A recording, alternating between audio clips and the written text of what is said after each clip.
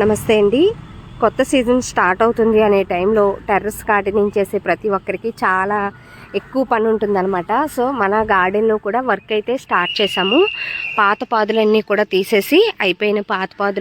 తీసేసి ఆ కుండీలో ఉండే మట్టి అంతా కూడా చూసారా, థర్మాకోల్ బాక్సుల్లో ఉండే మట్టి అంతా కూడా కింద వేసేసి ఇలా ఆరబెట్టుకుంటామండి. అంటే వెంటనే మనం ఎరువులవి వేసి కలుపుకునే దానికంటే కాసేపు అలా ఎండనిచ్చామనుకోండి, మార్నింగ్ టైంలో అలా ఆరబెట్టేసుకుని మట్టిలో ఎర్త్వామ్స్ అలాంటివి ఉన్నప్పుడు వాటిని మనం కలెక్ట్ చేసేసుకుని ఒక కంటైనర్లో వేసి మట్టిని కప్పేసుకుంటే సాయంత్రం మళ్ళీ మనం ఎరువులవి వేసి కలుపుకున్న తర్వాత ఆ ఎర్త్వామ్స్ని మళ్ళీ ఈ మట్టిలో యాడ్ చేసుకోవచ్చు అనమాట. సో ఇలా బాగా ఎండపెట్టుకున్నప్పుడు ఏం జరుగుతుందంటే ఆ మట్టిలో ఏమైనా ఇన్ఫెక్షన్స్ అలాంటివి ఏమైనా ఉంటే పోతాయండి. సో ఇలా మట్టిని ఆరబెట్టుకున్న తర్వాత మనం ఎరువులవి వేసి కలిపి పెట్టుకున్నాయి మొక్కలు పెట్టుకుంటే మంచి రిజల్ట్ అనేది ఉంటుంది. కొన్ని మొక్కల వరకు ఉన్నాయండి అంతకుముందు పెట్టుకున్నవి. పాదులు కూడా అంతే. ఇక్కడ పొట్ల పాదు ఒకటి ఉంచాను, పూత స్టార్ట్ అయింది. అలాగే కొన్ని బేర పాదులు ఉన్నాయి, చిలకడ దుంపలు, వంగ మొక్కలు, ఇటు సైడ్ అంతా కూడా వంగ మొక్కలు అనమాట. సో విత్తనాలు కూడా తీసుకొచ్చానండి మొన్న షాప్కి వెళ్ళి. నెక్స్ట్ మనం ఏమేమి విత్తనాలు పెట్టుకోవాలి ఏంటని ఒక వీడియోలో మీతో షేర్ చేస్తానన్నమాట. బెండ మొక్కలు, వంగ మొక్కలు ఇవన్నీ కూడా కాపు మీదే ఉన్నాయి. సో ఇప్పుడు ఏంటంటే ఈ మట్టిలో కలపడానికి ఎరువులు కూడా తీసుకొచ్చామండి. కలెక్ట్ చేసి పెట్టుకోవాలి ముందే, మనం సీజన్ స్టార్ట్ అవుతుంది అనే టైంకి. ఇక్కడ ఈసారి ఏంటంటే 2 రకాల ఎరువుల్ని నేను గార్డెన్లో వాడుతున్నాను. ఇది వచ్చేసి గేదె ఎరువు, ఎప్పుడు వాడేదే. చూసారా, ఇలా పొడి ఆడుతూ ఉండాలన్నమాట. బాగా మాగిన పశువుల ఎరువు అనమాట. 6 నెలల పాటు మాగాలండి. అస్సలు పేడవాసన అనేది ఉండదు. మీకు అందుబాటులో ఏ ఎరువు ఉంటే ఆ ఎరువు వాడుకోవచ్చు. ఆవు ఎరువు కానీ, గేదె ఎరువు, మేక ఎరువు, లేదా వర్మీ కంపోస్టు, కిచెన్ వేస్ట్తో తయారు చేసుకున్న కంపోస్టు, ఇలా రకరకాల ఎరువుల్ని వాడచ్చు. ఈసారి ఏంటంటే ఇందాక చూపించినట్టుగా గేదె ఎరువు, అలాగే ఇదిగోండి తెలిసిన వాళ్ళని అడిగి గొర్రెల ఎరువు తెప్పించాము. గొర్రెల ఎరువు కూడా మొక్కలకి చాలా మంచిదండి. ఇవి చిన్నగా ఈ బాల్స్ లాగా ఉంటాయి కదా, స్లోగా డీకంపోజ్ అయ్యి ఎక్కువ రోజుల పాటు మొక్కకి బలాన్ని అందిస్తాయి. ఇది కూడా బాగా మాగిందే ఉండాలన్నమాట. పచ్చెరువు అనేది మొక్కలకి వాడకూడదు, వేడి పుట్టి మొక్కలు చనిపోయే అవకాశం ఉంటుంది కాబట్టి. సో ఈ పాత మట్టిలో మళ్ళీ మనం ఎరువులతో పాటుగా కొద్దిగా వేపపిండి, అలాగే మనం బోన్ మీల్ యాడ్ చేసుకోవచ్చు. ఇంకా రకరకాలుగా ఫర్టిలైజ్ చేసుకుని కలుపుకుని మనం విత్తనాలు అవి పెట్టుకోవాలండి. కంటైనర్స్ని కూడా ఆరనివ్వాలన్నమాట. చూసారా, ఇటు పక్కన పెట్టాను.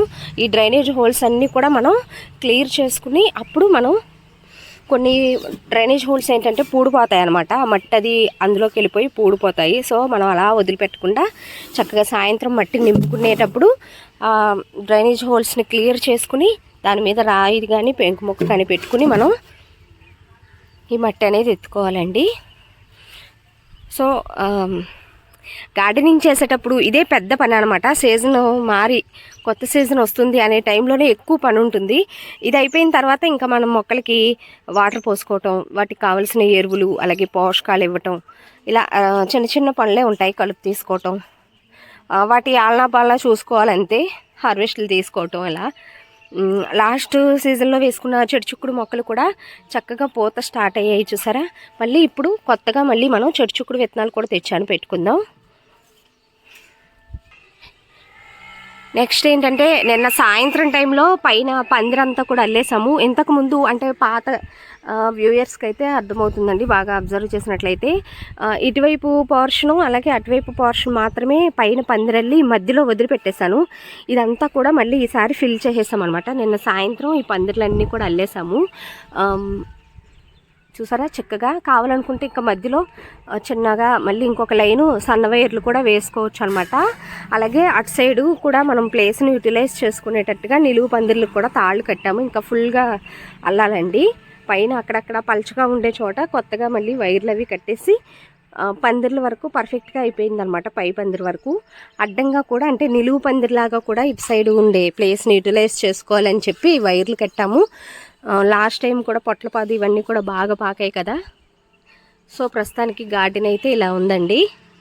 మొత్తం నీట్గా ఆ మట్టి అంతా కూడా కలిపేసి కంటైనర్స్లోకి ఎత్తి నీట్గా ఊడ్చి ఎక్కడికక్కడ నీట్గా సర్దాలన్నమాట. మొక్కల్ని అందంగా డిజైన్ చేసుకుంటంలోనే మనకి టెర్రస్ గార్డెన్ అందం అనేది కనపడుతుందన్నమాట.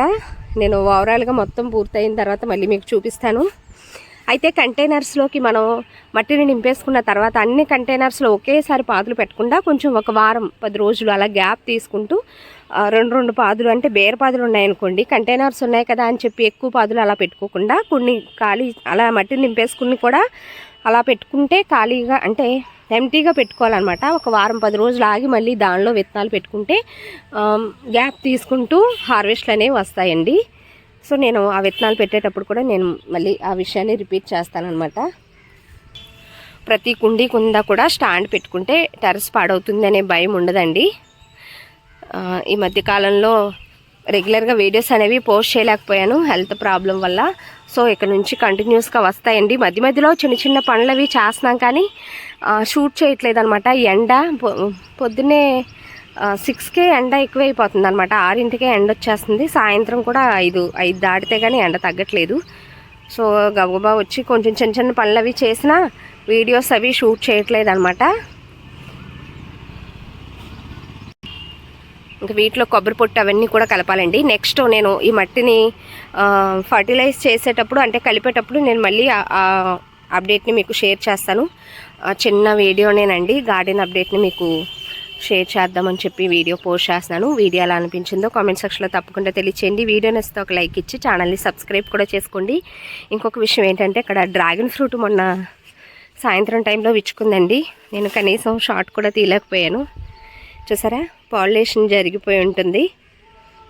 పువ్వు విచ్చుకుంది, చక్కగా పెద్ద సైజులో విచ్చుకుందండి. కింద నుంచే చూశాను నేను, పైకి కూడా రాలేదు. కానీ ఈసారి ఫస్ట్ ఈ మొక్క పెట్టిన తర్వాత వచ్చిన ఫస్ట్ పువ్వు అనమాట.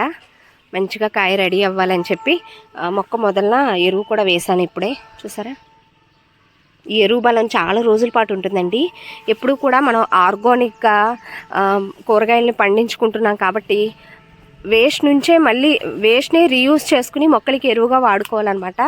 ఆవు ఎరువు, గేదె ఎరువు ఇలాంటి వాటిని మనం 15 రోజులకు ఒకసారి వేసినా కూడా మధ్య మధ్యలో చక్కగా ఉల్లిపాయ పొట్టు అలాగే కిచెన్ వేస్ట్ అవన్నీ కూడా మనం కలెక్ట్ చేసుకుని, మినపప్పు కడిగినప్పుడు వచ్చిన వాటర్ ఇవన్నీ కూడా మనం కలెక్ట్ చేసుకుని లిక్విడ్ ఫర్టిలైజర్స్ని అలాగే మంచిగా మట్టిలో కలుపుకోవటం, అలా మనం ఫర్టిలైజ్ చేసుకుంటే మట్టిని ఎక్కువ దిగుబడి అనేది చిన్న చిన్న కంటైనర్స్ నుంచి కూడా తీసుకోవచ్చు అనమాట.